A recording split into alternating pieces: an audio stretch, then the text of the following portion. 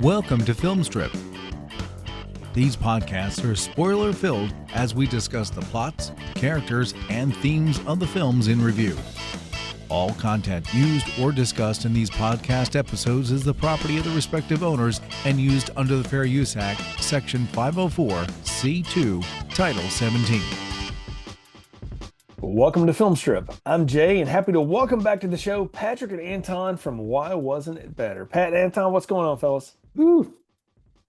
Wonderful to be back, Jay. I'm glad to have you guys here. We've been talking about doing this one for a while, and finally glad to get it on the schedule because it's time for a little James Bond and Tomorrow Never Dies, starring Pierce Brosnan as 007, Michelle Yeoh, Terry Hatcher, Joe Don Baker, Judi Dench, and Jonathan Pryce. Directed by Roger Spottiswoode. Released in 1997, $100 million budget. So I did the thing that you guys do on your show. I translated that up. It's a little over about $208 million. And grossed 339 at the box office. That's about 684 in today's money. So a hit nonetheless, but we'll get into it. But first off, for maybe it's people's first time listening to the show or catching you guys, tell folks a little bit about Why Wasn't It Better? So Why Wasn't It Better is kind of exactly what it sounds like when it comes to movies. Any movie that we feel perhaps underperformed or was misunderstood, we're willing to talk about it. It gives us a broad range to really kind of ultimately talk about whatever films that we want. Exactly. And Pat, what are some episodes that listeners can tune into of our most recent recordings that we've released? Our recent recordings? Ooh, that's a good question because we're so far ahead of the recording schedule. A bit of behind the scenes even for I love that. Yeah, I love it on those times when we have that here at Film Strip. It happens some, but not often. So. Yeah, I mean, we're currently recording kind of our Christmas season film, so we're going to be doing the Chronicles of Narnia, Young Sherlock Holmes, Dr. Zhivago, the Jim Carrey animated Christmas Carol. That'll be out next month. I mean, next week we've got 3 episodes coming out. And I just realized, Jay, you record so far in advance too that me mentioning these episodes that come out next week probably won't do much good. Well, we'll actually be right in line because this is coming out in November here, and I just finished up your King Kong episode, and I've got to get to the House of Dynamite episode that's out. But I loved the King Kong episode because I have a lot of problems with that movie, and y'all brought up every single one of them. So I enjoyed that quite a bit. So I love to tell people, though, how I find podcasts that I listen to and stuff. I found y'all about a year ago around this time because I knew I was going to be doing some traveling. And when I'm driving, whoever's driving the car, the other person sleeps. That's how it works with me and my wife. And so that's when I catch up on my pods. And I said, this time of the year is James Bond time for me. So I was like, let me find a pod I haven't listened to that's done some Bond, and you guys had a bunch of it. And so I downloaded a bunch of those, a bunch of other things, and got hooked. And I'm glad we've been able to connect a few times this year and been on each other's shows. So I appreciate y'all coming on and talking about things. Everything will be linked in the show description, of course, but you can find it wherever you find your podcast, folks. So I appreciate that. Absolutely, because I know you guys are into Bond and things like that. I want to get your background with this movie. And Anton, I want to start with you on this. When was your first encounter with Tomorrow Never Dies? And then also, kind of, what was your first Bond in theaters that you remember? Yeah. So the first Bond in theaters for me was this is going to be really, really funny for folks. But first Bond in theaters was, of course, featuring Halle Berry. So I'm dating myself a little Oh, bit. wow. So it was Die Another Day. Die Another Day. Wow. But yeah, funny. Yeah, isn't that funny, Pat? But when it comes to watching Bond, of course, as a kid, I watched like my dad made sure to show me all of Bond, whether it was Connery, Roger Moore. So I was very well acquainted just as a kid. My parents never took me to James Bond films because also it lined up. I was about around a preteen when Die Another Day came out. But now, fun fact for this particular title, Tomorrow Never Dies. Now, as a kid, of course, for me, when I grew up, my first video game system was a PlayStation 1. So for a lot of folks, their first Bond video game was, of course, GoldenEye. Right. For me, it was Tomorrow Never Dies on the PS1, which is a very A- different video game. a- Very different. I'm so sorry. Anton, Yeah. that's hilarious. I played GoldenEye too, but I had Tomorrow Never Dies on PS1. So you know it was a very Yes. different experience, not at Oh all a first person shooter. no, it is Um, a. It's yeah, kind of like a knockoff Siphon Filter type very clone. much so. Yeah. And the mechanics were very wonky. Um, there were some clips from the film, which is kind of fun, but of course it was on the PS1, so it just very, very much looked very bootleg. Yeah. But at the same time, I still have very nostalgic feelings about that film. And sorry, Hmm. that video game. So Yeah. that's Absolutely. that's me. And that is Tomorrow Never Dies. That's awesome that we share that. I didn't know that ahead of time. That's great. All right, Pat, what about you, man? So my earliest memories of James Bond were probably like yourselves and many others, introduced to me by my father. We had a couple of them on VHS, but it was mostly watching those marathons on TV, which would usually play around the holidays. Yeah. I don't really know what the first Bond movie I saw was, but it was probably Goldfinger because it was Sean Connery. Hmm. And this would have been, I was a real little kid, and it would have been prior to Pierce Brosnan's debut as Bond in Goldeneye, because I remember my dad and grandfather and my older cousins being really excited for, like, oh my gosh, Bond is back, because, there was that long hiatus. Hmm. I missed Goldeneye in theaters, but, one of the reasons why I'm so grateful to cover this one with you today is this was my first in theater Bond. This was a huge deal to Nice. me. Tomorrow Never Dies. I didn't realize how good I had it in December of 97. I saw this and Titanic a week apart Oh, wow. Yeah. in theaters. Who knew? I mean, who knew Yeah. how good we had it? But No. so I have a ton of nostalgia for this film, despite some opinions that I may have about it. But this film will always hold a special place in my heart. Pierce Brosnan, while he's not my personal favorite James Bond, how do I articulate this? He is the first face that I picture in my mind when I think of James Bond because he was the first new James Bond for me and, Anton and I's generation. Yeah, no, and that makes a lot of sense. I talked about that with the fellows that I entered, did the Bond series with. We went through every era of Bond here in 2025 on Film Strip, and I always talk about that. Like the first Bond movie I saw was a Sean Connery movie, but the first one I wanted to see was a Roger Moore because that was my Bond when I was a kid. So he was my Mhm. James Bond, and so when I think James Bond, I immediately think of For Your Eyes Only, Roger Moore. That is kind of my first picture, and then but I was in college when this came out, but right out of high school when GoldenEye hit. And so I was excited for this too because I had seen enough Remington Steele to think, man, yeah, Pierce Brosnan needs to be James Bond. And I back then, you read your Star Log or Entertainment Weekly, and that's how you got your news before IMDb took over the world. And so I knew that he had been up for it and get it, and all this, and then he got the gig, and I loved GoldenEye. We reviewed that in the archives and really do like that one. So I went and saw this in theaters when it came out. I really remember that distinctly, and then came across the video game. I don't know if somebody gave it to me or I bought it myself. I don't remember buying it. I think somebody gave it to me because they knew I was into Bond, but have a lot of memories about that too, and there's a lot of nostalgia for it. But it had been a minute since I had gone back to Tomorrow Never Dies. I hadn't watched it in a while, so I got a chance to watch it a couple times before our review here. But Pat, I understand you like read the novelization. You're like deep in the lore here with this one. Not a shocker Yes. for any Yes. of us. Yes. Anton knows I'm a avid collector of film novelizations. This one is particularly noteworthy because most film novelizations, particularly the Bond novelizations, which really date back to The Spy Who Loved Me. Hmm. Um, by the way, super rare and kind of pricey if you ever find it on eBay. It's way more, it's a lot more money Sure. than a novelization should be. It's like 40, Yeah. 50 bucks. Yeah, if you're finding the ones that weren't actual Ian Fleming works, yeah. So, Right, right. So the mhm, novelizations date back to the Roger Moore era, and mhm. the ones that were written during the Pierce Brosnan era were primarily written by a gentleman named Raymond Benson, who actually wrote several of the official James Bond continuation novels for the Ian Fleming publication. But I Hmm. want to specifically call out Tomorrow Never Dies because, unlike most novelizations, it is quite different than the finished film. Mm. We'll talk about how many script revisions that this film went through, and you can really tell that they were writing this on the fly because there are entire chapters in the novelization dedicated to Michelle Yeoh's character that don't appear in this film whatsoever. And so it's really interesting to read because it gives you kind of a unique perspective into what this film might have been.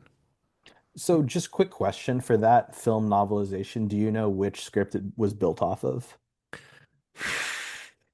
Because that's the other thing. You said it. There's so many scripts that were written in the production process. I'm like, which one did it get attached to? There's no good answer to that because, and this is not just like some random factoid that you can read on IMDb. Like this is confirmed in the James Bond archive book I have. There was no finished script. Yeah. You This can had a tell. half dozen writers. It went through, I have the numbers here. Again, this is directly from the archive book. 39 revisions, 127 scenes added, 159 scenes removed. And the producer, Michael Wilson, said in the end, we had no finished screenplay. You can tell because Goodness. I'm glad to know that the Michelle Yeoh character gets more in the novel because I really almost reordered the credits to be and sort of Michelle Yeoh because she's kind of sort of in the movie, then she just disappears, then comes back, and I don't know. We'll get into it, but it's funny you mentioned The Spy Who Loves Me because I believe very much that there's 6 or 7 Bond formulas that get redone. And I have no problem with this, by the way. It's what I love about the series. But this is definitely a take on Spy Who Loved Me. It feels that Yes. way, at least to me. So, Yeah, if you're curious how her character gets her mission assigned to her, and if you want to see things from her character's POV, read the novelization because you get, like I said, entire chapters dedicated to her. Mhm. that makes a lot of sense then Uh, as we get into the thing. So, well, real quick, you mentioned it a little bit, and we talked about it kind of broadly, but just in the rank of Bonds, where do you guys place Brosnan in your pantheon of 007? Pat? Um, I probably have him like third or fourth, and it's not to say I don't like him. I Hmm? really like Brosnan's performance and his take on Bond. Mhm.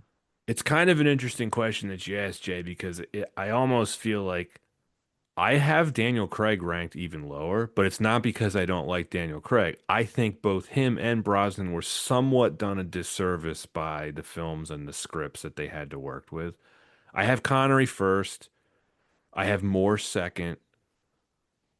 I just feel like they were more consistent and their films were more consistent. Then I have Brosnan, then Craig, then Dalton, then Lazenby. Sorry, was more consistent or which was more consistent? Just kidding. Sorry. That's Sorry. good. So, All of the No, above. yeah, yes. no, on my end, it Brosnan comes second for me Okay. and Connery first. That's fair. I have him third as well, and I think you said it. I feel like in some cases Roger Moore got this. Definitely feel like Daniel Craig got this, but Brosnan would have been better if you handed him about 3 of Roger Moore's scripts.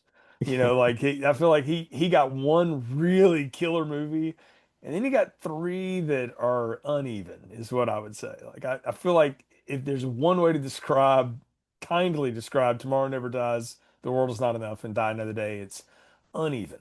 And kind of Mhm. like the pavement in Charlotte some days.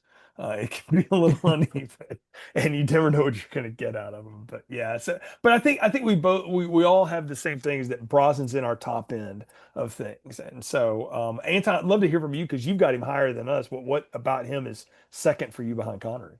I mean, I think the biggest thing just has to it's a personal decision. Oh And the yeah. fact that growing up in the 90s and the early 2000s, this was the Bond that I identified with. I Hmm. mean, especially when you think of this film and the plot and Oh how yeah. it feels like what new media late 90s, 2000s. So I, Oh I I yeah. feel like for me, like Pierce Brosnan also just touches on that nostalgic spot of what was the 90s and the 2000s to me. And of course, that was Pierce Brosnan as my James Bond. Yeah. Toys were great for kids' meals at any fast food place, and Eddie Murphy was on top. So I feel like there's just so many things that I can point out to really, um, you know, you know, signal that nostalgia. But Pierce Brosnan for me, as James Bond, was a big part of that. And that's fair. I think you both have mentioned there's a nostalgic quality about this movie that keeps you coming back to it that you've liked. And so we'll get into that as we get more into it. Because we'll do this, folks, that listen to Film Strip, the way we've done the other Bond movies. We'll kind of follow that same little fun formula. But as always here, and much like the script of this movie, none of it's nailed in stone, as we know. So let me get into the plot summary though here and throw this through the old chat JPT machine, as I like to say these days. And tell you that Tomorrow Never Dies is the Bond movie where journalism kills, literally. GPS lies, and Pierce Brosnan proves once again a tuxedo can survive anything, even the 24-hour news cycle. So when media mogul Elliot Carver, played by Jonathan Pryce, he's got this bold business plan. I'm going to start World War III to boost TV ratings and sell more newspapers. Because who needs subscriptions when you can get nuclear engagement numbers, guys? How? Well, I'm going to use stealth ships and a GPS trick to make China and the UK think they've attacked each other when it's really me doing it all along. So enter James Bond, who's sent in to stop the media from literally creating its own headlines.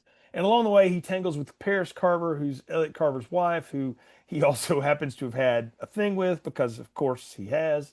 His investigation leads him to Wei Lin, played by Michelle Yeoh, a Chinese super spy, so competent she makes Bond look like he's still in training with Q. Together, they form an uneasy alliance on top of a motorcycle that she could have easily unlocked herself from at any time. We'll get there. Trading gadgets, kicks, quips as they try to stop the stealth ship. And after plenty of machine gun acrobatics, motorcycle stunts through Saigon, and explosions that seem to occur every time someone says satellite uplink, Bond and Wei Lin infiltrate the stealth ship.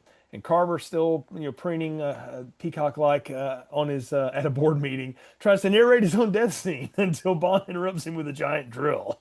The ship sinks, the world is saved, and Bond and Wei Lin share the traditional "We survived the third act" explosion embrace. And that is the plot of Tomorrow Never Dies. Like I said, we'll get into it, but let's start as these movies always start with the setup and the cold open. Mm. And Bond is at the terrorist arms bazaar on the Russian border. We're still post Cold War, so we're not really sure who the villains are anymore in the world, right? But he discovers two nuclear torpedoes aboard a jet, which this feels like it could be next door to the opening of where GoldenEye happened with the flashback with the Trevelyan and all that stuff. Yeah, Very similar landscape.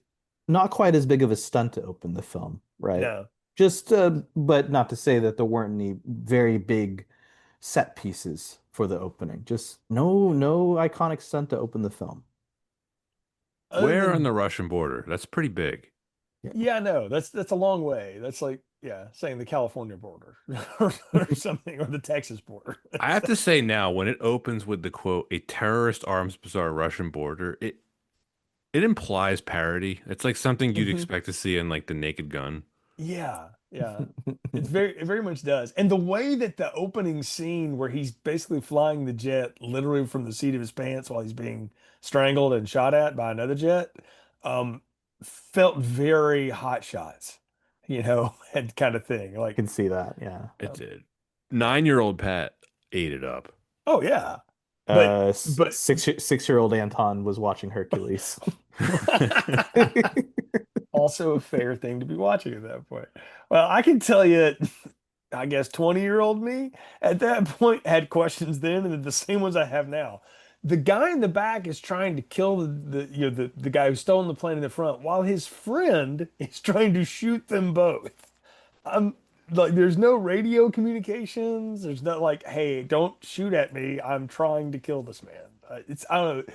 No, I'm not that's supposed too to think that convenient. much about it, but it is kind of stupid. So.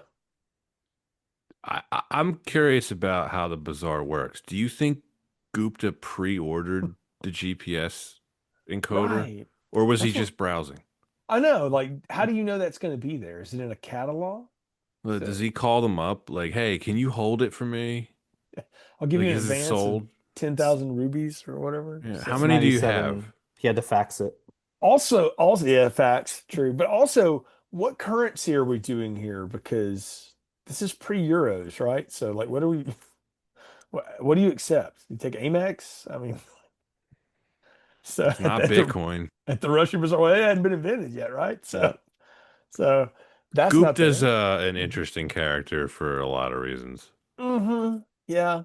Um, I feel like this was part of somehow this was all going to tie in more than it did. It may be an early script, and you can tell me if it's in the novelization, and it's just one of the many things that got chopped and microwaved back through this thing as they were making it.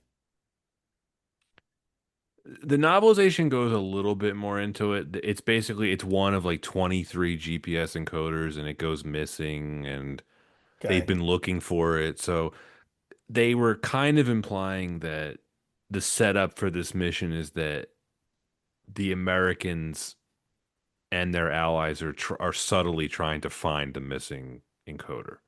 Right. Which also feels a lot like, well, uh, Spy Who Loved Me and For Your Eyes Only, because that's part of the encoder is part of the setup of that one too, where the ship sinks in the mine field and all that stuff. The So ATEC? yeah, the ATEC. Yeah. Yes, thank you. I couldn't think of it. Which also, well, that was my first introduction to what computer graphics could do to a face when they make the guy's face on that one, by the way. So just Oh yeah, the as a thing. Mhm. identigraph. Yeah, the Oh, identity was goodness. You our could bake first. a pizza in that thing. Now, The now, giant floppy disks. yes, and now you watch the FBI show on Paramount or whatever, and it's just part of life. It's just they can do it at all times, but back in those days. But no, we have the open, and we've seen Bond fly jets and stuff. That's nothing new, and all that. But I do think it's funny that he ejects the guy into the other jet as a way of blowing it up. I was like, that's at least fun. That felt Bond. It felt very Roger Moore actually. You see everything too. Not only it's a clean entrance into the other jet, and you see him seated in the back, and then Yeah, it explodes. So right. there's comedic timing involved. Yeah. It's definitely entertaining, and I have to say, there's a number of digital effects in this film, in particular the pre-title sequence, that really hold up. Yeah. Mhm. It doesn't look bad, so it's very good. So We're clowning on it, but yeah, it's a yeah, pretty exciting pre-title sequence. I enjoy it's it. Yeah, for 97, this rocks. well, I Yeah, mean, it does. it's what it is it's fun. And I'll say that about this movie is that at no time do I feel like it wastes my time. It's under 2 hours, which is rare for a Bond movie. You know, Great, great pacing here. yeah, they really don't waste a lot of time. Like I'll say it now, my biggest problem with The World Is Not Enough is that it just drags. Mhm. There's just points of that movie where it's just nothing happening, and It's. I'm glad you mentioned that, Jay, because I was watching World's Not Enough kind of recently, and I never thought I'd say this. Too much action, like too many hmm set pieces. it's like they didn't have enough Mm. this time, so they doubled down on it for the third one. So The Bond series does this a lot where they will take ideas for set pieces that they didn't get to use in prior films and try to recycle them in future films. World Is yeah, Not Enough is a big offender of that. yeah, Mhm. I would agree. But it is fun, and it does lead us to a very striking opening title sequence. Like that, the look of that, I'm glad you called it out, Pat. It looks tremendous. Cheryl Crow, where are we on that one, fellas? Ooh, Sheryl Crow. It was a good decision at the time. Oh, she was the thing. She was the moment. Yeah, Yeah. yeah. But this song is not in my top end of the world of Bond songs, I'm going to tell you. It's pretty lounge, I don't singer, Vegas. I don't hate it. It's not like low, low, low tier, but it's just not inspired for me. Um, I, I don't I don't know that Cheryl Crow's voice and aesthetic fits what this song is trying to be. She can't hit the notes. No, she doesn't have that kind of powerful, like you can even hear her straining it. And it's like, this is not what she does. yeah, there's no 007 like leitmotif into the song that I think could have tied it nicely. It's not iconic enough on its own to really make you remember it for years on end. hmm Just just kind of like if I'm standing in an elevator and Elevator music. Yeah. yeah. Yeah. I'll zag here. I actually really like the song. Really? Okay. Yes. Now, I Mhm. don't like it as much as Surrender, the song that plays in the end credits and the melody of which we hear predominantly throughout the film score. Right. But I do like this title song. I like Mhm. the title sequence Mhm. even better. The I sequence is like what Daniel great. Kleinman did here a lot. Yeah. If you had the Katie Lang song with the visuals, I think it would be so much better. Because you come off a very Yeah. fun open, Yes. and then you bring into this, like I said, this kind of lounge act going on. You got all the iconography, microchips, and printing press on, which is fine because it's part of the motif of these things, and it looks great again. But the song just drags it for me. The Katie Lang song is so much better. It So, was definitely a mistake, and you know it was a last minute addition mm, because they at the 11th hour the studio was like, Cheryl Crow's a bigger name than Katie Lang. Let's put this song in. And it is kind of a letdown. I know what you mean because the pre-title sequence contains the surrender melody in it. So Yep. it's like right, teeing us up for the song, and then we don't get it. yeah, and then it goes another way, and you're coming off of Tina Turner and U2, basically into Cheryl Crow. I, I mean, in some ways, the Bond series has done this a lot, is they try to get the star of the moment and put them in, but I'm sort of the mind sometimes just get the right song and it'll make the people like they'll be fine with it, like you got to it's a hard Mm. balance to strike because not everything can be something as big and bold as like Goldfinger or as in the moment as like A View to a Kill was, with Duran Duran and that late 80s Euro So pop good. stuff. That's an I, awesome song. I mean, Um Duran it's Duran, interesting. so awesome. Diamonds Are Forever is my favorite, yeah, but the film tied to it, of course, not yeah. great. But But the song's great. yeah, but the So song's great. mhm. And speaking of just like song quality, I mean, part of this also is just the politics of the Golden Globe Awards, but I mean, it did get nominated. Mhm. So, Yeah. It did, yeah. Yeah, it did. It did. This is true. But I also feel like that was I don't remember a lot of well, you know what? It got nominated, but we talked about it. 1997 was also Titanic, and so Yeah. yeah, nothing was going to touch that. Only nothing one was thing gonna was make it. winning that year for Yeah, song. that Yeah. Yeah. that you couldn't escape that song, much like you couldn't escape the boat. See, look at me getting all nostalgic for the 90s as we talk about No, well, you know what? Now I great really want to things. watch Titanic. It's been a minute. Yeah. So, but that fun fact, and just since we're doing behind the scenes stuff, that was like one of the finalists in the poll for episode 400 when we did our big Jurassic Park show. It was down between that and Titanic. Titanic, and we ended up doing Wow. Jurassic Park. So Have you covered Titanic yet we have then? not because we put things on that poll that we narrowed it down once and then we put it out on like Twitter and Instagram and Facebook, all that stuff, and people voted on it, and that's when it came back through. But we put stuff on there we had never done, and that one that came up is we had never done it. So, but that's a long time. Stay tuned. I'm sure we'll get around to it at some point here, but Mm. because it was Well, I'll if you ever need guests for that.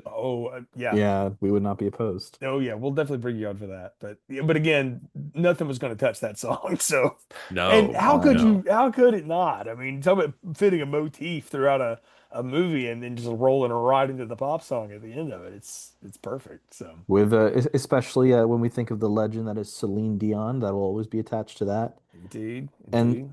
you know what? I really think about it. Even if I don't love this song, Sheryl Crow, again, for the moment, huge star in the late 90s.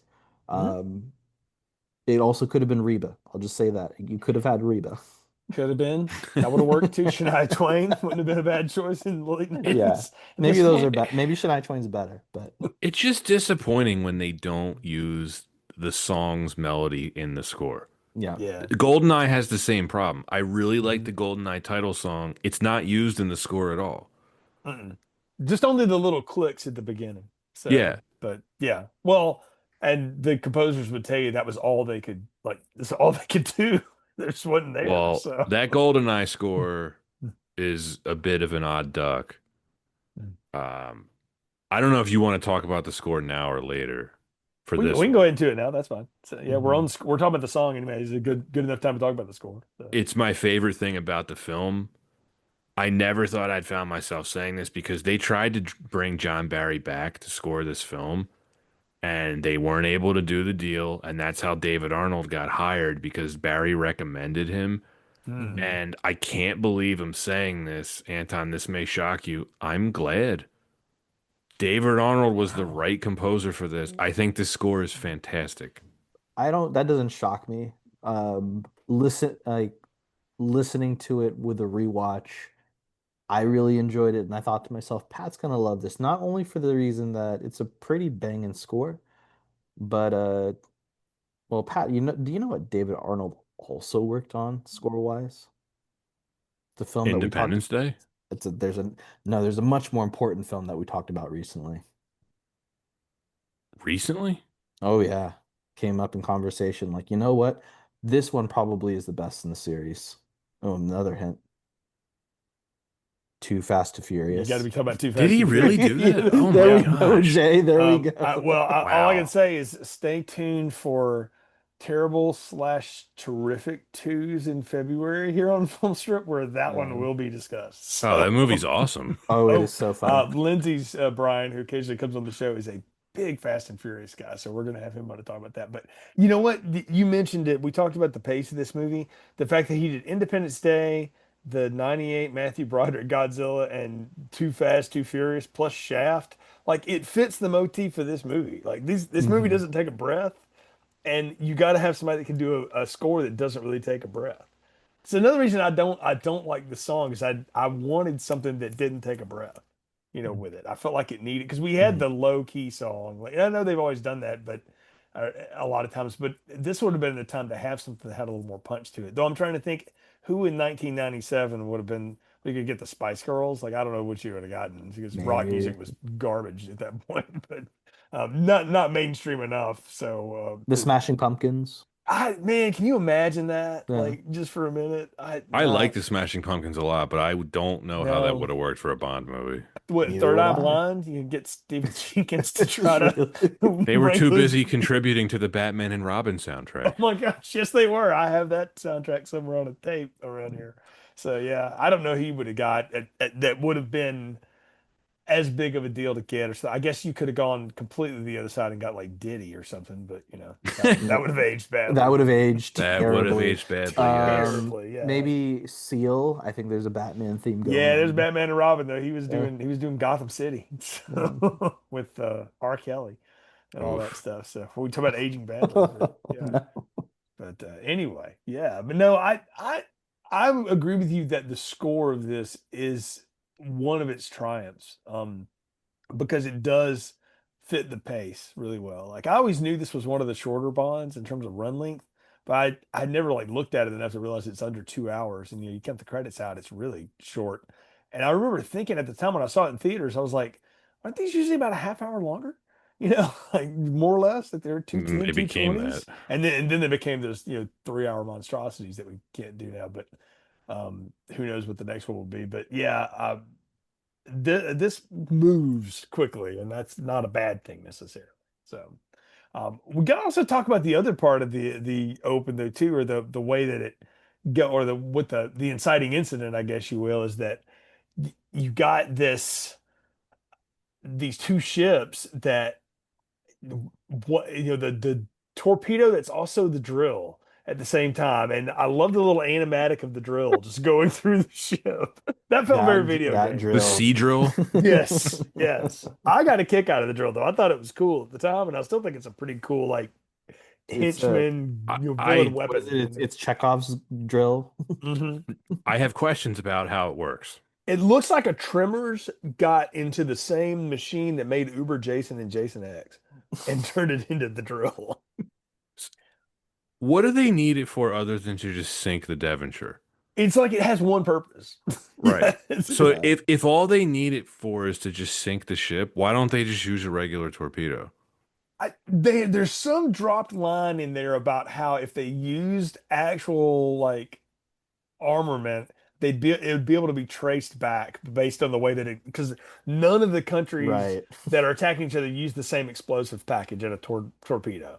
which But is dumb. Nobody outside the Navy knows that. So I'm like, no, you could have just shot it, but they're also banking on no one will be able to find the wreck of the Devonshire because they think it sank over here, but we did our little GPS bullshit and it actually sank over yeah, here. yes. Well, look, in Mm. 1997, it wasn't hard to trick a GPS. You put your hand over the antenna, you might wind up in Wisconsin. So, but I like that as a conceit of new technology, right? That you've got these people that are manipulating this. That's why it's always wild to me that this turns out to be a newspaper magnet that is doing this. Because at the time, I was in journalism school and I worked for a newspaper, and I couldn't imagine any of those people, like, I don't know, getting the typeset not offline, much less doing some of the stuff that goes down in this movie. Something I want to point out about the Seadrill, and I want to know if either of you noticed this. It is also responsible for, in my opinion, the laziest, worst special effects shot in the entire James Bond series, maybe that I've ever seen in any film ever. Which shot is it? Okay. When it hits the ship, there's a clang and you see sparks. It's supposed to be underwater. There's none of the Fox. It's Okay. right after what's his name? The henchman. What is the Stamper. stereotype? Yeah, it is right after he very cartoonishly goes knock knock and it clangs against the ship and you see sparks. The clang I would buy. The sparks I see what you're saying. I can see what And you're saying, Pat. if you freeze frame it in the film, it is very clear they did not film the model shot underwater. It's just a slap together. Are we Wow. It's awful. are we shocked with the speed at which they made this film? No. I'm actually surprised it doesn't look more like the end of Jaws: The Revenge from 10 years prior, as how fast they threw it together.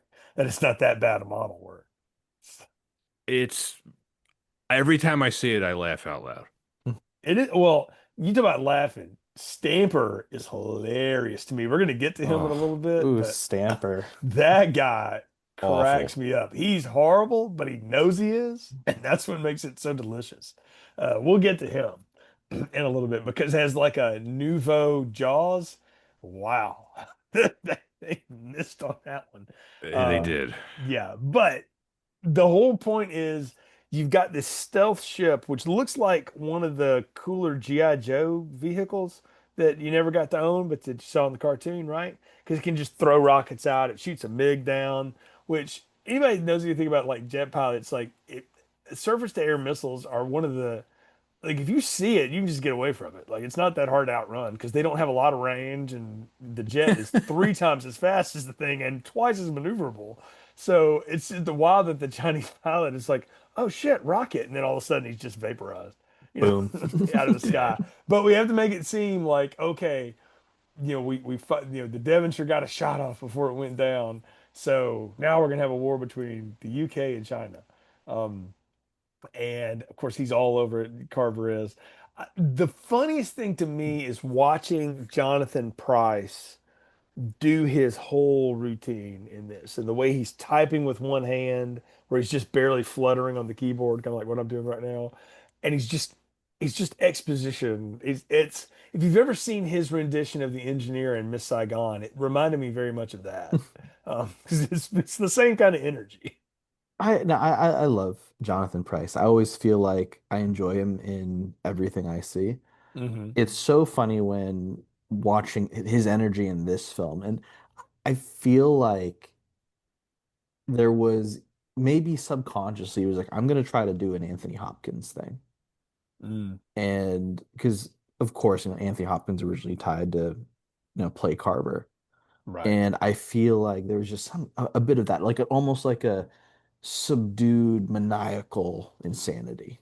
Do we know why Hopkins dropped out of this? Yeah. So the original director, of course, was the same as GoldenEye, Mm. who then left to go work on a particular film called The Mask of Zorro, and Ah, I know the who movie. went along with him, of course. But Yeah. Anthony I actually Hopkins. like that movie, by the way, as an aside. That's a fun movie. Catherine It's a Another great movie. Zeta-Jones another and fun 90s film. Antonio Banderas. That's a very fun movie. Yeah. So, Uh, Hopkins was on set for one day oh wow.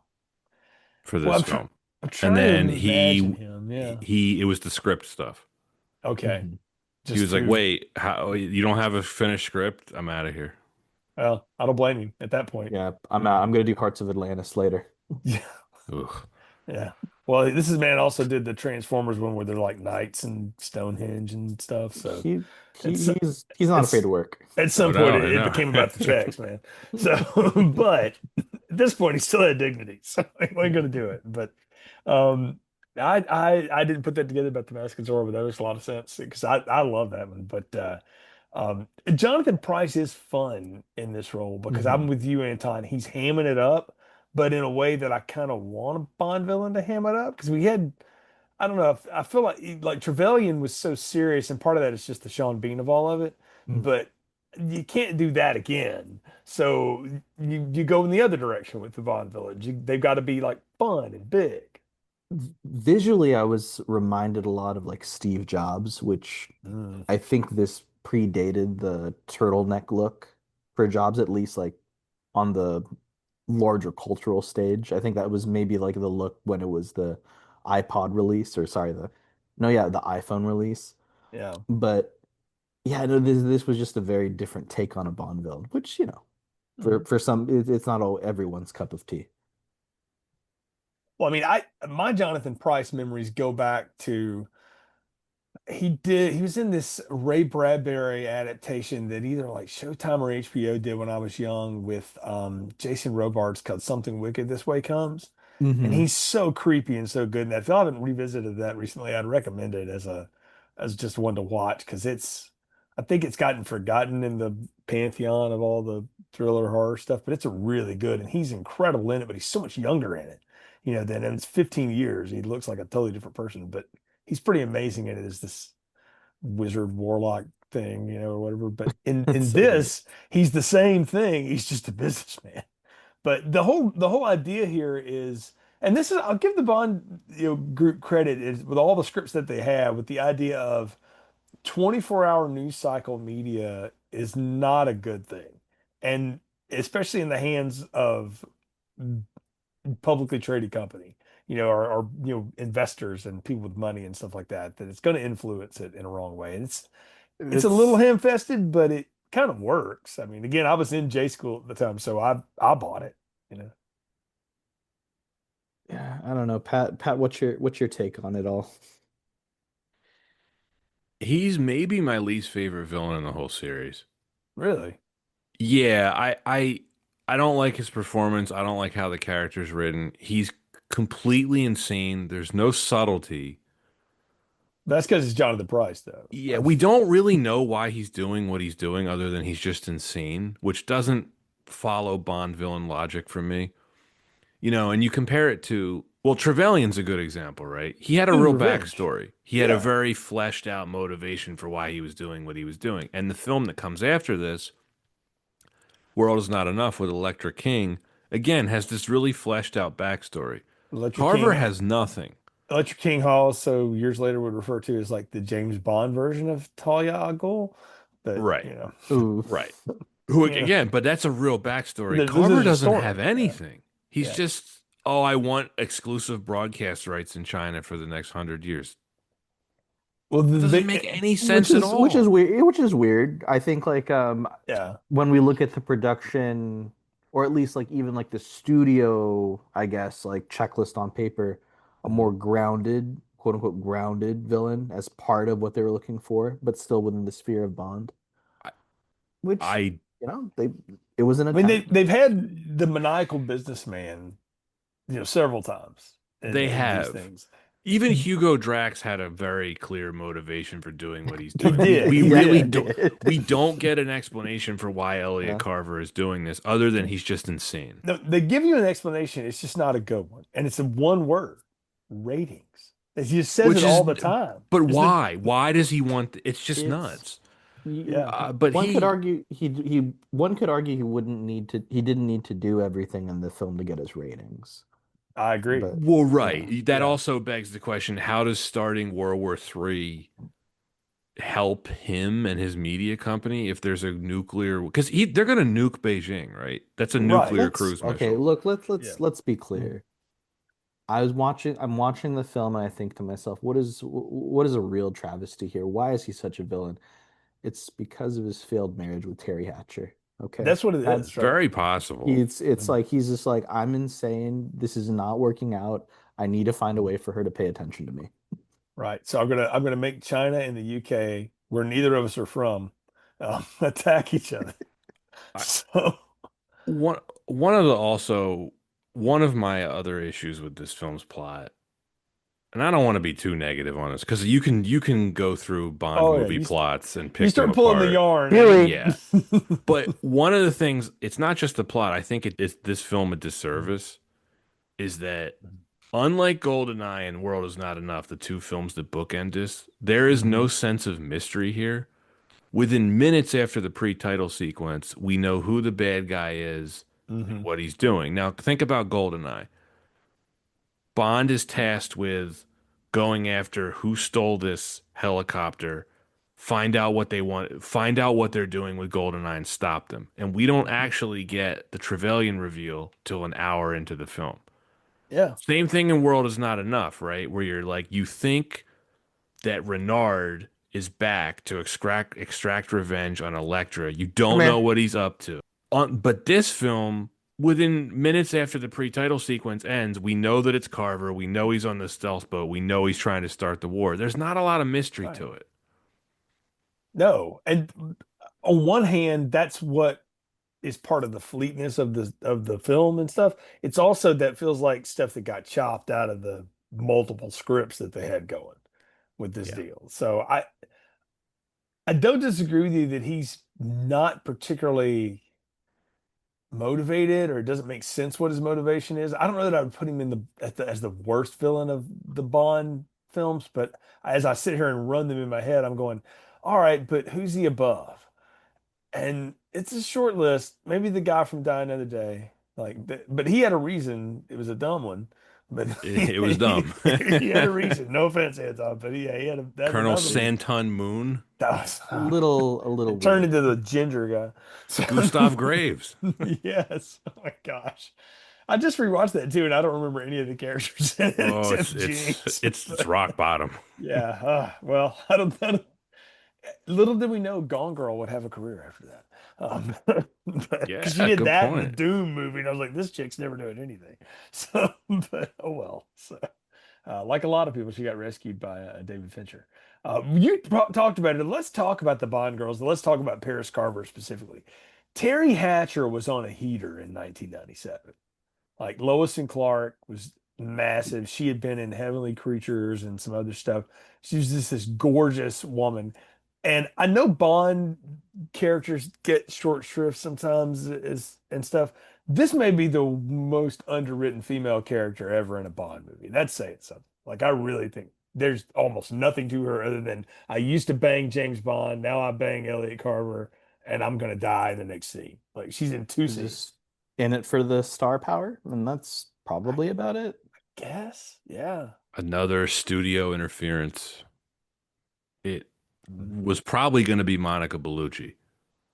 I could buy that. She Yeah. screen tested with Brosnan. Saw They all that. liked her, and the studio was like, "Well, Terry Hatcher's on this popular show. You should cast her instead." They have no chemistry together at all. Like I They like Terry don't. Hatcher and I like Pierce Brosnan, but maybe they got along She fine. I'm sure they're friends, but they have nothing together at They did all. not get along. Oh, they didn't? Okay. No. She didn't want to be on set. I mean, No. Well, it shows. she had just closed Adventures of Lois and Clark, like Okay. literally like the week before.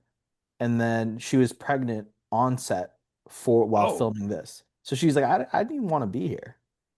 Oh my gosh. I mean, he's got more with the Danish woman he's making out with in the beginning, who shows a lot more skin than you usually get in a James Bond movie, not to be a horn dog, but I was like, oh, I forgot Yes. that. Good point. But I was like, well, why couldn't we get her? Like at least they've got something going there together, you know? Brian Adams' girlfriend. That was Brian Adams' girlfriend? Yes. Did not know that. Another Well, potential Bond girl, there's a actually. lot of Canada in this that we haven't talked about, and Roger Spottis was responsible for all of it, I think. But Oh, yeah. So well, can we talk about him later? yes. Oh yeah, we're gonna Yeah. get to him. Like, you know So who we need to get to direct our $100 million Bond movie? The guy that did Turner and Hooch. and wrote 48 hours. Yeah. Or what was it? Stop or my mom will shoot. Wasn't that a Yeah, he's later sin? But qualified. yeah, but Yeah. yeah. So still, yeah, it's not the name I would have thought you'd go with, but again, one of those last changes. But okay, I'm glad to hear we're all in agreement. I wondered if I was going to get pushback on that Terry Hatcher's terrible in No, she this. stinks. And it Yeah. doesn't help that they're trying to present her as this woman that James Bond really cares about. And there's this melodramatic history that we're really trying to sell, and it does not work at all. There's none of it. Yeah, I mean, it would have been different if it was just one of his flings, and it was an asset, and he doesn't want her to die because he's not a complete piece of trash. But you know, I bought none of the story about them. He had more chemistry with Vincent Schiavelli, the assassin, than he did with Terry Hatcher. Which is one of the best scenes in Oh, the film. that dude is It's, giving a capital P performance in this. I oh, yeah. loved Incredible. him. I think he's my favorite character in the film. He's Oh, so good. Why couldn't he have just been Stamper? You know, like As like What a does he say? That one line? He's like, "Believe me, Mr. Bond, I could shoot you from Stuttgart, and Stutt creates the proper effect." yeah.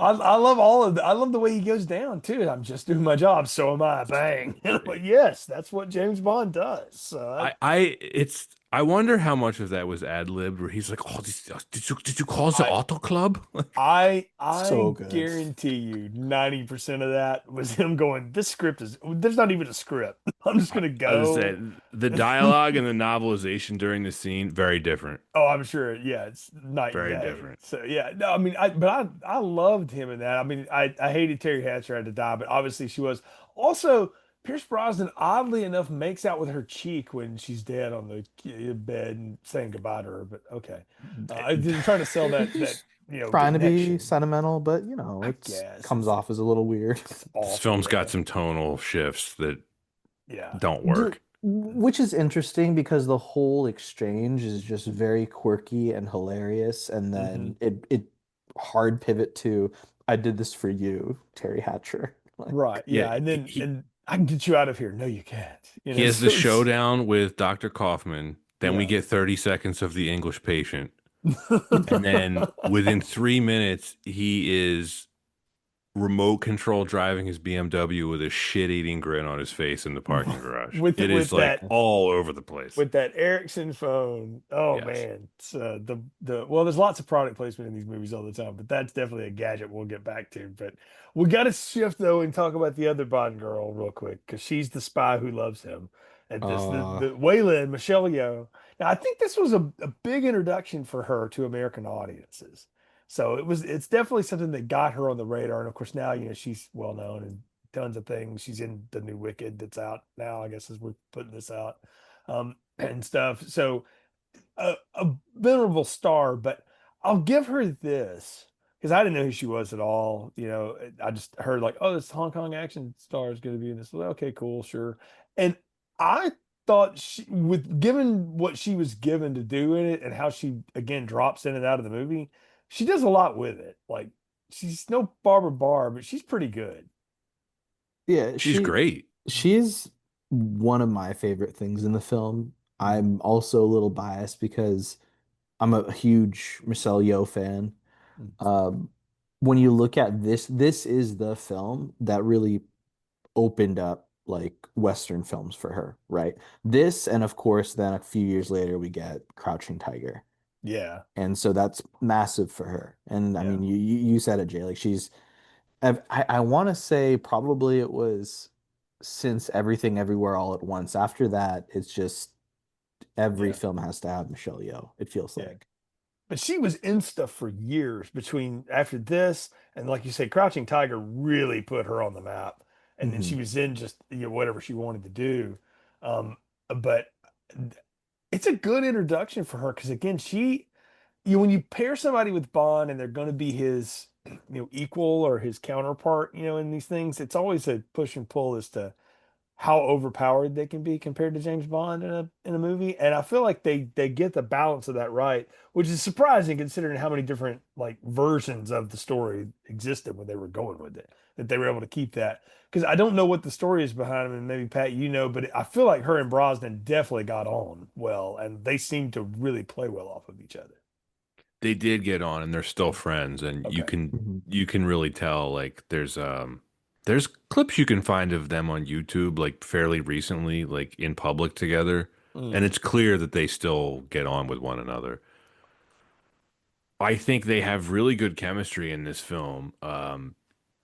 She is certainly one of the highlights of this film. She's one of my favorite all-time Bond girls because is her character as well developed as Triple X in The Spy Who Loved Me? No, not at all. And I wish she had been. I wish the mm, writing had served her better. But she yeah. certainly makes the most of it. She gets to kick ass in a few scenes. She brought in her own stunt team for a couple of the scenes in Saigon, in her little like safe house thing.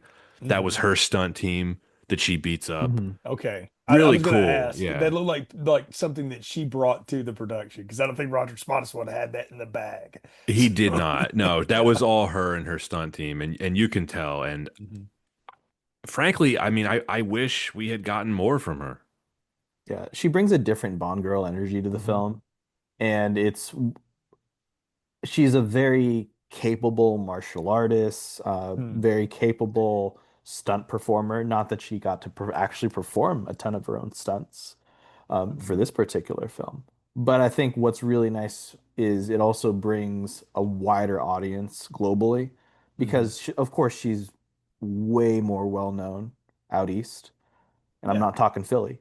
And so, so Yeah, You know, no, you're 100% right, and that they do a good there. Even though I will say her and Brosnan do get the most unsexy and maybe unnecessary shower scene I've ever seen in a movie together, where they're rubbing soap on each other's clothes.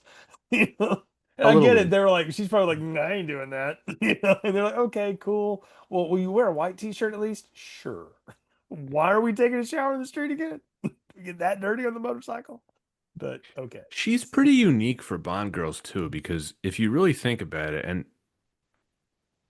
check me if I'm wrong on this. So this film is almost 30 years old. Yeah. She has to be the exception for actresses who have portrayed Bond girls. She is more popular now than ever.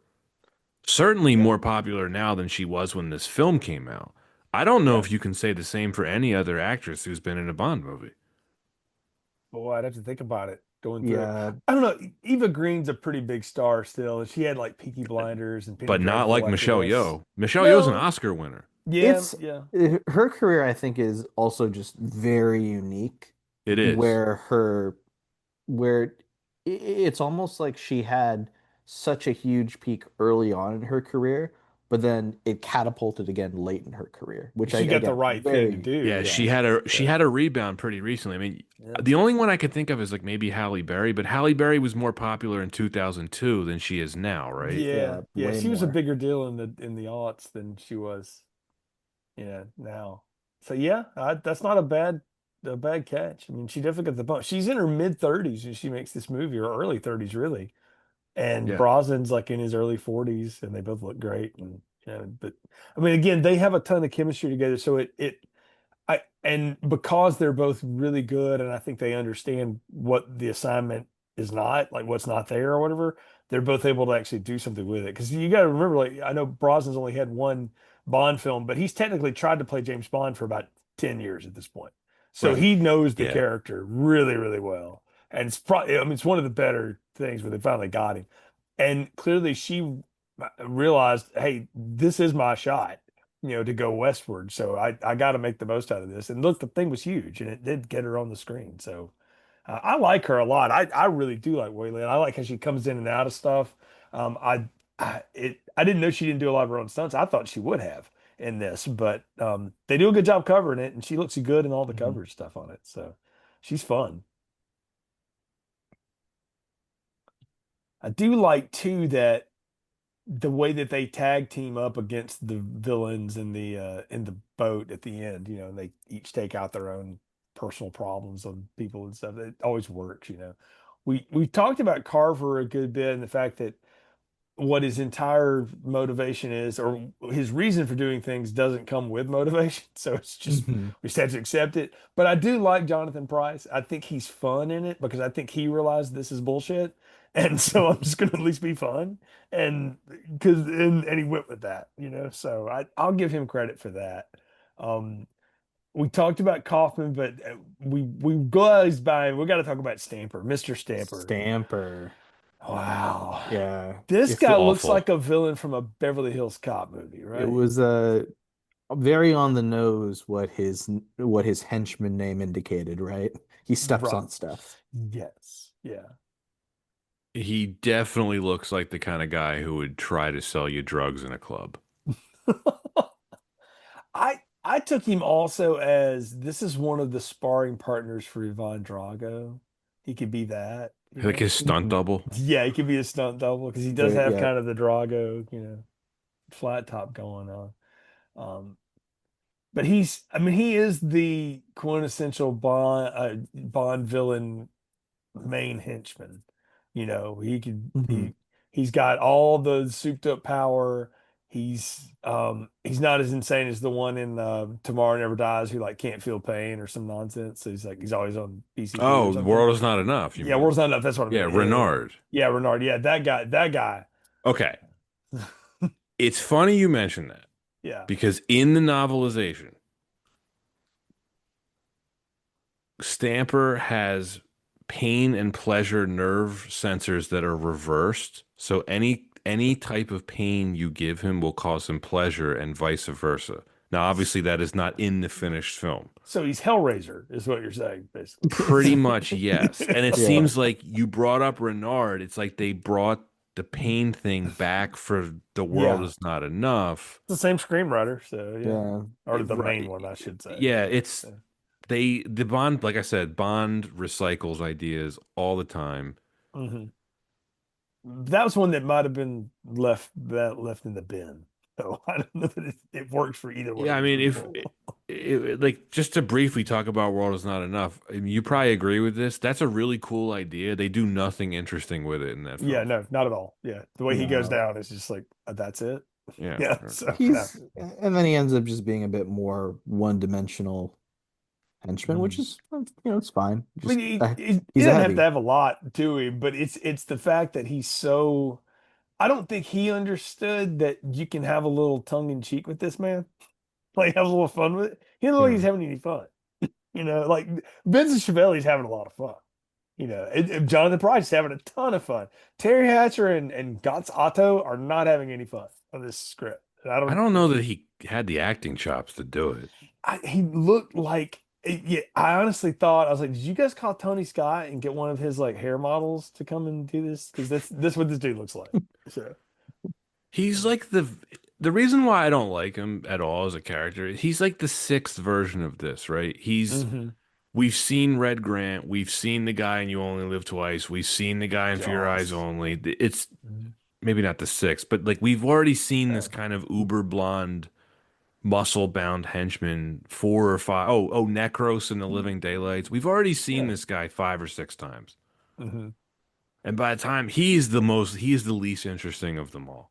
Yeah, Because he, there's not a lot of personality or anything quite unique. But can we give credit to him for his travel skills? he's a Because great chief of staff.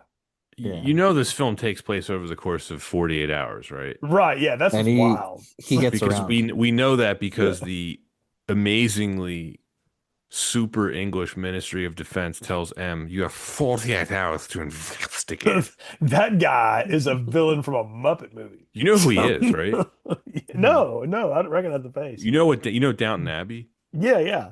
That is Julian Fellows. He is a British lord and creator of Downton Abbey. That's Julian Fellows. I did not know that. Wow.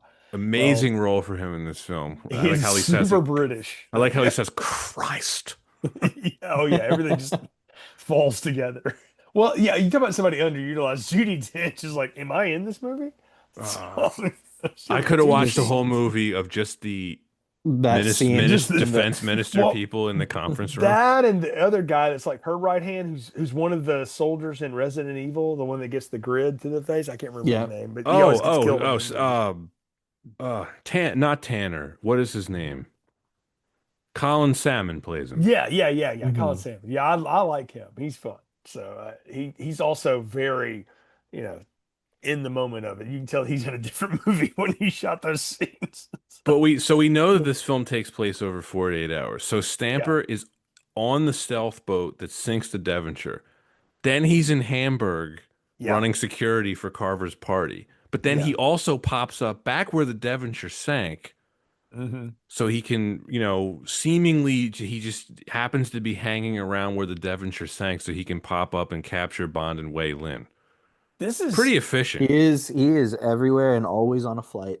that man has got like he's sitting next to George Clooney and Up in the Air with the Yeah. flight miles, man. It's Good almost grief. like they didn't think about this when they were putting the script Or the together in geography different doesn't pieces. exist in this world, or the world is a lot smaller, It's a lot smaller. so Yeah, you can zip Hamburg to around it. Vietnam is far. That might take Mhm. a time, so I don't think that you could do that in 2 days, and also still look like you could put a sentence together. Yeah. That's what's wild. Um, let's talk a little bit about the gadgets. What do you make of the BMW? This was a deal that they had made with the Bonds at the time to get away from the different cars. They got the BMW, and I've seen when they pop it out of the crate, I'm like, it's the most boring ass James Bond car of all time. I mean, he had that sweet Sells. looking one in GoldenEye, and now he's got like the family sedan. You know, It's gonna sell to It's the people. It's yeah. The 750 IL is probably not priced for the Honda Accord crowd. yeah. it's the worst Bond car, I Yeah. think. Yeah, it's My neighbor only has a BMW 750, and what I'm Mhm. trying to say is my neighbor shouldn't own a Bond car. No, probably not. No, it has the remote control thing with the phone. You know, we're doing all that, but It's cool. It is. I mean, the remote control thing is cool.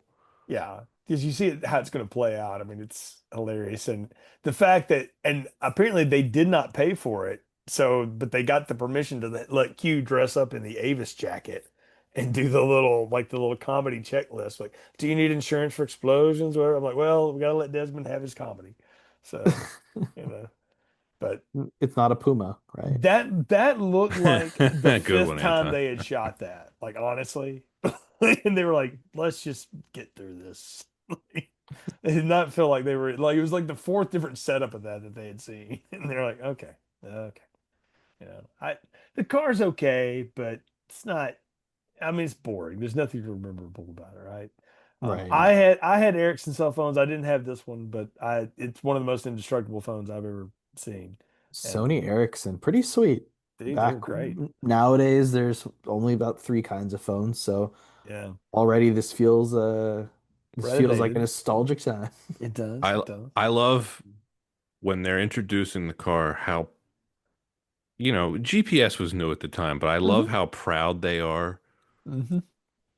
How Q is just like, and it comes equipped with a global positioning satellite system. They're stunting it so much. I We, love it. I Yeah. mean, we joke about it now, but back in '97, someone's probably watching this, be like, "What the hell is But this? yeah, you can get that. I thought the military had that. Yeah, that's Yeah. what I thought. I was Is like, that a oh, phone in a car?" yeah, no way. Well, I mean, I had seen bag phones in cars. I'd never seen that, set up. So, I think one of the things that works in this film's favor is that some of the technology that they were purporting yeah. has weirdly aged into itself in the modern era. Anton, we talked about this all the way back when we covered the first Mission Impossible film, how that film, like this one, Jay, Hmm. Mhm. has basically streaming video wirelessly, which Right. was Hmm. unheard of in the late 90s, but it now is commonplace. So when you watch it Yeah. now, it doesn't feel like you're watching something that's dated, even though it like undates itself in a way. Yeah. It It, lives long enough to see itself become Yeah. self-fulfilling. Yeah. yeah, Yeah. it's not retrofuturistic, but there's an optimism to for what technology will get to.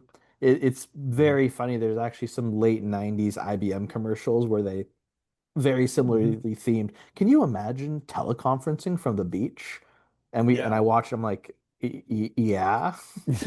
Yeah, happens every Yeah, day. I But can actually. Yeah. but in 1994, probably not.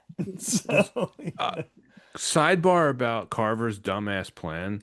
No mention of the internet. right? It's like right on the Probably cusp, pretty man. I mean, like I was pretty in college at the important. time, but you had What does it. he But say? He's like, I want radio, I want TV, I mm, want newspapers, I want books, I want magazines. It's like, but no, no nobody internet? had figured out how to totally monetize the internet yet. So that So I was the looked trick. this up. Mhm. Newspapers had websites in 1997. Yeah, the one I worked for It did. Yeah. but it probably is not again the template, the no idea of like how to properly like place hyperlinks. It was a It's GeoCities just like text version of the newspaper, but you there, thought it was the coolest thing ever, you know. but there's no search, by the way. So you Mm-mm. have to go exactly to the exact page that you want to. Yeah. So it's also just a treasure hunt to get to that That page. that's the thing that dates the most out of this. Not that a media mogul is like this megalomaniacal asshole, because we know that to be the truth with a lot of them, but that someone would think that like newspapers would last. You know, like the fact that those like went down so Yeah, hard so quickly after this. Too. That's the other thing is that 4 years later, no, this is bad. Like, this is not how news works anymore. The 24-hour news cycle had started in 1994 with the O.J. Simpson right. trial. Like that's when that Hmm. began. And so that was now part of like American pop culture. But it feels like one of the things that the Bond series falls into sometimes is chasing the thing of the moment, you know, and that in doing so, it really just puts a hard railroad spike into this was only this way in 1997. You know, and beyond that, it just doesn't last, you know. Yeah, some things don't last. Some things do last, like Hugo Drax and the Space Harem. So I still think that at least had more motivation than what Carver's got going on here. I just, yeah, yeah. putting that out there. The movie's so dumb and so fun. But it's fun. It's That's so fun. now I will say this The because we are picking on it and stuff. uh, At no time though am I not at least like having fun with this because I mhm. feel like, and I'm gonna give a lot of that is because Michelle Yeoh and Pierce Brosnan are clearly having fun, like we talked about. So I'm gonna have fun watching them have fun, you know, at least even if it Oh, is I ridiculous. completely agree with you. Yeah. As this film's plot is like idiotic, but I'm never bored watching this. Yeah, no, it didn't let you get bored. That's the No. thing. It's one thing after the next. There's no low time of sitting around on the beach. Like GoldenEye had a couple of those too, and like they were for some dramatic beats. But there's like that you could cut out that whole scene where him and the Russian lady are like making out on the beach, and she's trying to, you know, get him to open up. I'm like, who gives a shit? You know, I don't need James Bond to get in touch, get on the couch, and go to therapy. Screw that. What is this? No Time to Die? Yeah, no, yeah, thank you. I am not interested in that whatsoever. But yeah, I don't want to see that. So this at least doesn't waste time with all of that crap. And they don't waste time getting us on the boat at the end. I mean, we talked about they you know they go between Hamburg, the you know Russian border, which I guess is somewhere near the Himalayas, is what the note I had said, and then South China Sea. But we're kind of on sets the whole time between that and Saigon. It's the street chase through Saigon is pretty awesome, though. You got to admit that motorcycle chase is really, really good. It is cool. Mhm. Featuring Even another BMW. yeah, but even though, am I not wrong? She could have gotten out of those handcuffs whenever, right? Yes, Oh her yeah. earring thing. Yeah. Yes, she could Yeah. have. So Yes. that it's all just for the stunt then. Okay. I mean, cool. It's neat because Yeah. she's draped around him and driving, you know, half of it while he's driving the other half. It's the I know thematically it's supposed to be these two are they're opposite sides of the same coin. They really are each other's equals. And this is a good way to show it without having to say it. And so visually it's neat. And I give Spottiswoode credit because he's not a guy again that I think can direct great action. Um, but this scene I really don't think works. he And directed it. I wonder, I was gonna say, did he direct it? Or was this Michelle Uh, Yeoh's baby? So no, the second unit did a lot of heavy lifting there, I think. it shows. But that's okay, you know. Oh Hey, yeah, yeah. yeah, you got to know when to look. You got to know when to hand it off to the people. You know, get out of the way and let. Yeah, look, Joe Elliott's a good front man, but he knows when to get out of Phil Collins and Steve Clark or Vivian Campbell's way. Let those guys just do things. So, even David Lee Roth knew when to get the hell out of Eddie Van Halen play. So too bad Eddie didn't always know that. But yeah, but that yeah, I mean it works, you know. So I the big finale to me, I don't know, like the Bond finales are always like I hold them up to a high standard because again, I got introduced to some pretty incredible ones early on.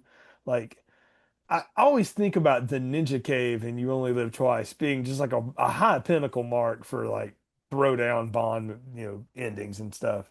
And so maybe it's not fair to judge against that kind of stuff, but even the one in GoldenEye, there was a lot of shit going on in that movie. Mhm. And this one, it's all I don't know. It's a gunfight on a boat. It's kind of The geography is all hard to figure out. yeah. I mean, not that I've been in a spaceship, but I could at least follow what was going on in Moonraker. Or hell, think about Thunderball. It's an underwater, spear gun fight. There's no Yeah. blowing up to that. It's just a bunch of bubbles and air. But what makes it work? The action, and it's awesome. It's a great fight scene. Versus this, which is you're just waiting for what cheesy ass line is Bond going to drop on Carver when he kills it. Like this, no surprise at all that he kills him with Chekhov's drill. It's really interesting going towards the end. It tonally feels very different from the rest of the film. And I say tonally in the sense that there's different kinds of action movies in this film. Mhm. And I think we get a bit of that when we think of like the motorcycle scene as within its own versus the opening of the film Yeah. versus some of the chase scenes. I think that what category does the ending kind of fall into? It feels like a video game.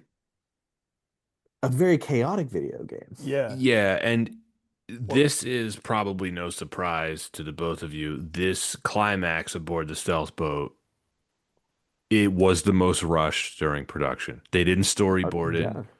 It is very different in the novelization, for me to bring that up once again. It does feel like a different kind of action movie, Anton, you're right. well, It feels like a very generic 90s action movie. Oh, let's have Bond fire two guns at the same time. We'll get him to shoot missiles inside the boat at other people inside the boat. Yeah, yeah. it didn't necessarily feel like Bond, but it felt like the contemporary action films. Maybe that's that's a good way to put Yeah. it, Pat. No, that is right. And I mean, you talk about the video game. I remember distinctly. All he does is shoot Carver in the video game. We have to shoot it Yeah. like 5,000 times, but he just shoots him, and then it's cutscene. Uh, And then there's no drill, there's none of that other stuff, and then they just blow the ship up. mm-mm. Yeah. How does the Seadrill get into the control room if it's on like a carriage? At Very, some very point, delicately. yeah, at some point they hit like the controller for it, and it starts coming toward them, But like if they're it's controlling hanging it. from this carriage, how does it go through the ceiling? Also, how does it work when it's not really plugged up? So, I What mean, did we think of Carver's Uh, death? oh, it's he could have moved to the left. Could have. yeah, slightly. Yeah, no, it's bad. That you can tell this is like the last day of the impossible photography where they've got Jonathan Price and okay, just stand there and look scared. Oh, He did okay, this scene, then he's like, I'm going to catering now. yeah, Just I'm out. So, I'll see y'all later. I can't believe we haven't talked about the second most important villain in the film, General Chang. Oh, General General Chang. Chang. Yeah. How did we miss him? Wow. Well, I'll tell you how we missed him, Jay. He's on screen for 2 seconds. Was he supposed to be on for longer? Because I don't know. I mean, Gupta was on for a while until they got shot. So Who had a much bigger Gupta. role in the production Gupta. or the yeah, pre-production. Yeah. Gupta or General Chang?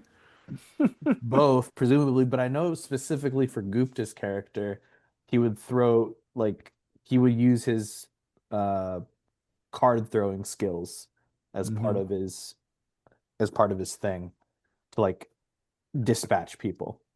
Huh. But Have they you didn't seen the leave it. deleted scene? Yeah. No, Yeah. no. There's a deleted scene. Yeah, with Ricky Jay throwing his cards as a Because weapon.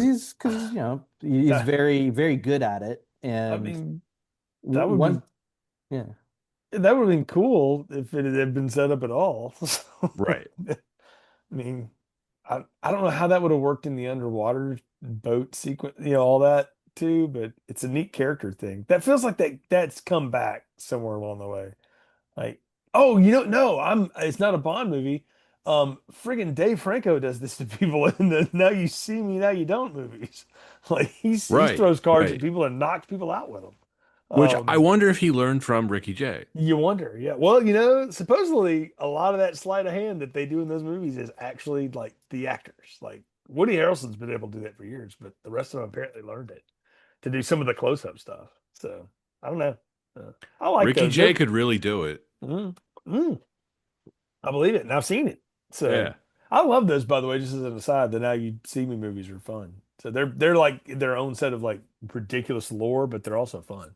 So if you just don't take them too seriously. So like, what if James Yeah. Bond was a magician and a smartass teenager? Oh yeah, I want to see them all again. Mhm. It's been a minute since I've done a rewatch. They were both on Tubi not that long ago, and I watched Oh, them I both love back to 2B. back. Yes, once again, Tubi, we love you. And then I found out they were doing the third one, and so I'm like, okay, cool. I'm game. I saw the trailer for it. I'm like, I'm in. I wish Lizzie Kaplan was coming back. Nothing to against Isla Fisher, but Lizzie Kaplan had good energy in that second one. I I never realized John Chu directed the second one. Yeah, yeah. Yeah, and I thought that was really cool. I'm like, oh, Mhm. because he gave a shout out recently. Mhm. Yeah, Yeah. it's gonna be fun stuff. So unlike most of this, which was fun but ridiculously stupid. So as we get with it, so where does this one live for you guys in Brosnan's Bond, and then also just Bond overall? You don't have to give a specific number, but just kind of Mm. general vicinity where it lands. It's like mid tier for me. I Mhm. think it's Yeah. my third favorite Brosnan. After GoldenEye and World Is Not Enough comes this. I think World Is Not Enough suffers from some of the same tonal problems this does, but I think World Is Not Enough has better written characters, Mm. particularly the villains, better acted characters. But I have this above Die Another Day.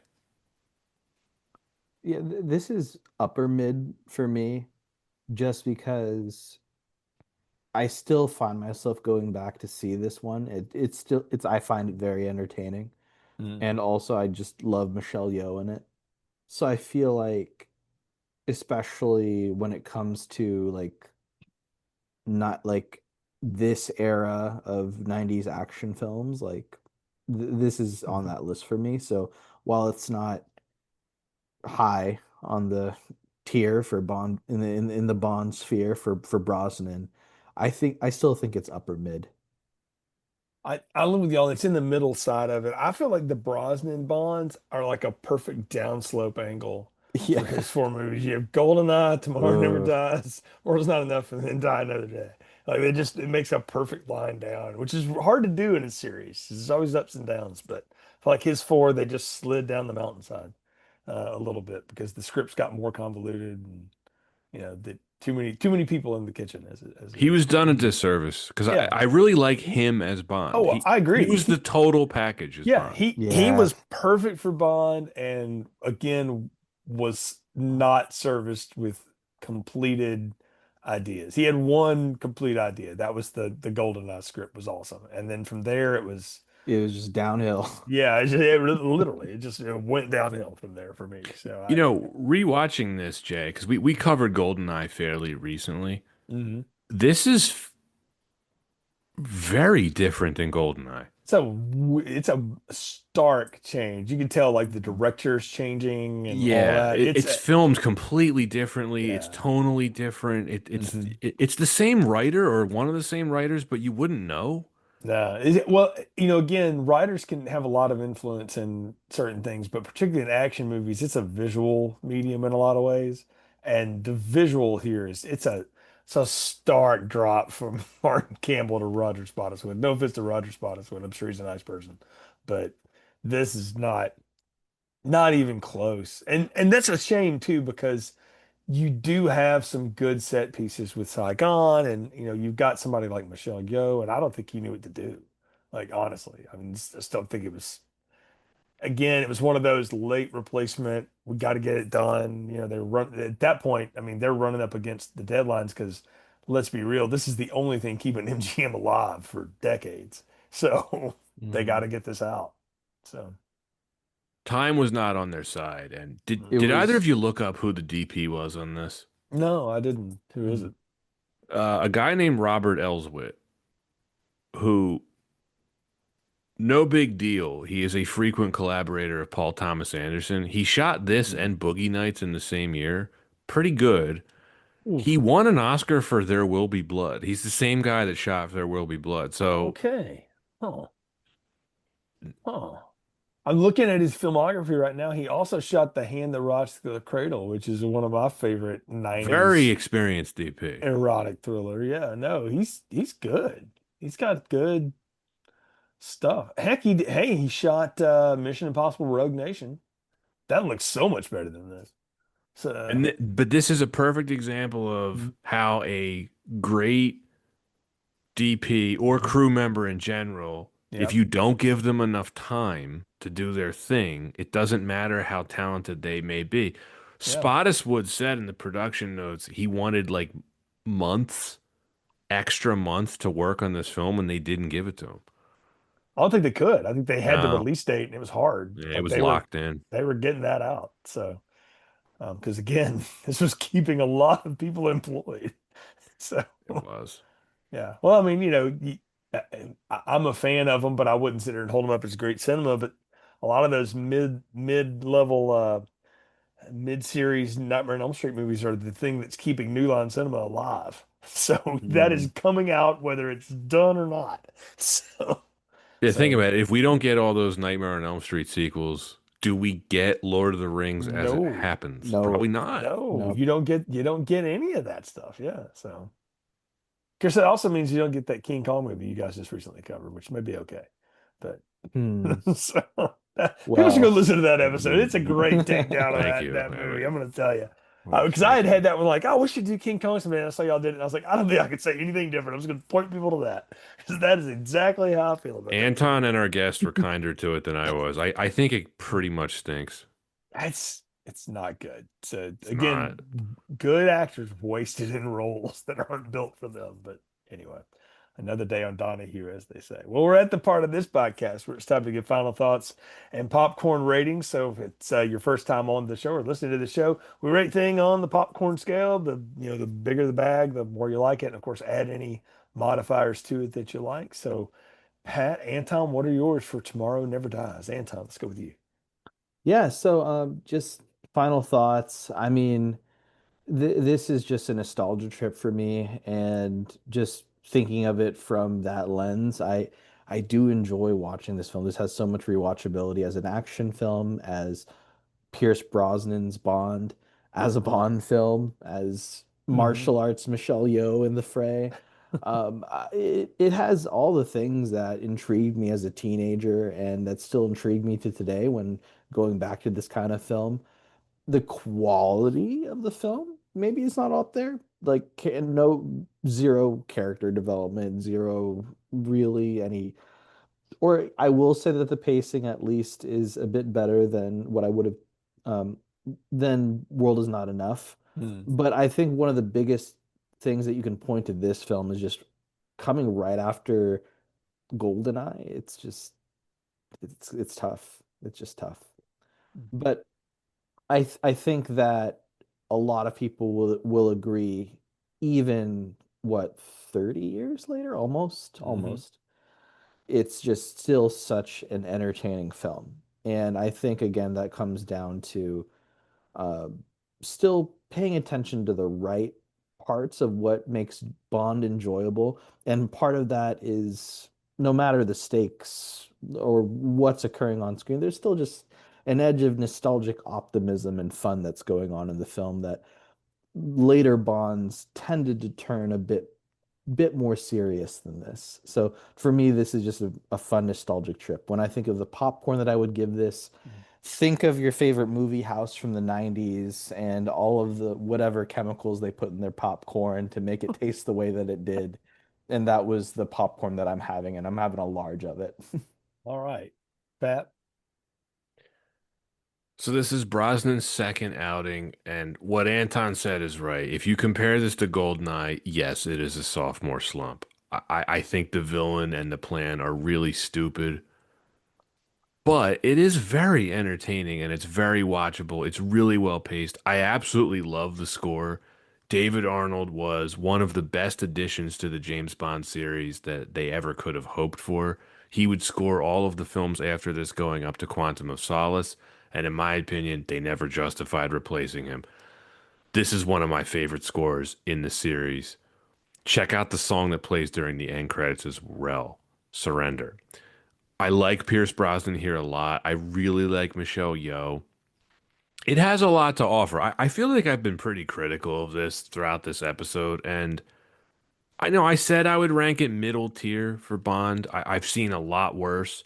Mhm. I think it probably works better as a 90s action movie than it does as a Bond movie. I think as a Bond movie, it does a lot of things that don't really work for me. But if I'm comparing it to its contemporaries, meaning like, what were the other action movies that came out during the era, it's very entertaining and it's very well done. Interesting to note, this was kind of the last of an era for James Bond for a very, very important reason. This came out the same year as the first Austin Powers, which would forever alter how the James Bond movies were perceived and made. This Mhm. was, of course, made before, the first Austin Powers movie came out. Although I think it came out after the first Austin Powers movie, but I thought that was worth pointing out. I give this one big buttery bucket of popcorn. I have a lot of nostalgia for this movie despite its Yeah. flaws, and as harsh as I think I have been on this, I still have time for this film, and I enjoyed rewatching it. Yeah, I'm going to make an analogy here to what this is for me. It's like the second major release Hootie and the Blowfish album, Fairweather Johnson. It's coming off the heels of this mega hit that's just chock full of memorable moments and scenes with Crack Review, which was a big part of music when I was, coming up and I was in high school and everything. And then, the follow-up, right? And I'll never forget hearing those guys talk about it, is you have your whole life to write that first album, and then you have 3 years to write the second one. Then it's got to be just as good. And I feel like this one was they finally got the Bond they wanted. No offense to Timothy Dalton, but they wanted Brosnan all the way back in, Living Daylight's time. So they finally get him and they hook him up with this incredible script, this incredible story, these great, people around him, and it's a killer movie. GoldenEye just rocks. Same with Crack Review. It's everything. Those guys have honed those songs down to the, best they can. They get in the studio, they rock them out, and they're all over the radio forever. And then they got to do the second. And this one's the same way. It's that sophomore slump. There's nothing specifically wrong with it. We've nitpicked and played with it because that's what we do here. That's part of the fun of it is poking fun at things. And there's nothing specifically wrong with it. Like it's just awful. It's just that it's not the first one, and you can't help but compare it to it because it wants to be that. And that's the same with things like Fairly Weather Johnson is a completely listenable album. It sounds just like every other Hootie and the Blowfish album, as it turns out, but it's not Crack Review. And if you watch Tomorrow Never Dies expecting it to be GoldenEye, well, you're already going to miss because they're not all Goldfinger. They're not all great, you know but it is fun. And the thing that this movie has going for it, and I know it's a product of all the chopping that it went through and then never having a script, is that it is fast and it goes down easy. And it is one of those what I call you can put it on movies. You can put the thing on, you watch the big action scenes, and if you want to walk out while Terry Hatcher's not happy to be there and go vacuum or pet the cat or whatever, you can do that and you're not going to miss anything because you can come right back. And I'll tell you why you're not going to miss anything, because this villain, more than almost any of them, will re-explain to you why he is doing what he is doing multiple times. And I like this movie for that reason, is that it doesn't ask a whole lot of you, and it gives you pretty much what you get in return. So for me, it is the perfect, freshly made, medium buttery popcorn. There's nothing bad about it. There's just nothing particularly great about it either, but it is good and it is fun, and it's been a ton of fun talking about it with you guys, especially. So please tell folks a little bit about your show, where they can find y'all, and anything else you got coming up here toward the end of 2025, going into 26 that you want to tease. Well, thank you so much, Jay. It's been an absolute pleasure to talk about my favorite film series. And as far as where you can find Why Wasn't It Better, we are on Spotify, we're on YouTube, we are on all the major social media platforms, WWIB Podcast. We have a Patreon as well if you really want to support us. And yeah, we've got plenty more to come, a lot of content that we still have to release. And yeah, it's like I said, it is always a pleasure to be here, Jay. And you have to repay us the favor and come back on our podcast. And by the way, I know the timing may not work out perfectly, but Wednesday, the Presumed Innocent episode releases with yourself as our beloved guest. That is fantastic, because that was one of my favorite things to get to talk about with you guys. So thank y'all for So having fun. me. Yeah. So Anton, again, thank you for coming on, being a part of all these things. We appreciate y'all very much. So Yeah, no, again, just Pat said it best. It's such a pleasure being on here, and thank you so much for having us on, and can't wait for you to be on our show. Very absolutely. Anytime. Well, folks, of course, you can follow this show on social media at Film Strip Pod, where we share announcements about upcoming shows, other fun content, things we've got going on. So don't forget to subscribe, and also make sure you subscribe and like our YouTube channel. We've got that thing up and going, and that's been a big boost for us. So bonus points if you can leave us a positive review, as it helps other people find the podcast. And of course, it makes us feel really good about ourselves. And hey, it's the holiday season. Give a little back, So that's all we're asking for. But we appreciate your time. And again, thanks to Patrick and Anton from Why Wasn't It Better? Until next time, thank you for listening to Film Strip.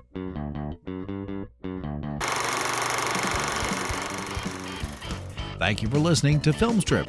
You can find more episodes on our website, filmstrippodcast.com. The Film Strip theme music is produced and performed by Frozen Lake 121. All content used or discussed in these podcast episodes is the property of the respective owners and used under the Fair Use Act, Section 504, C2, Title 17.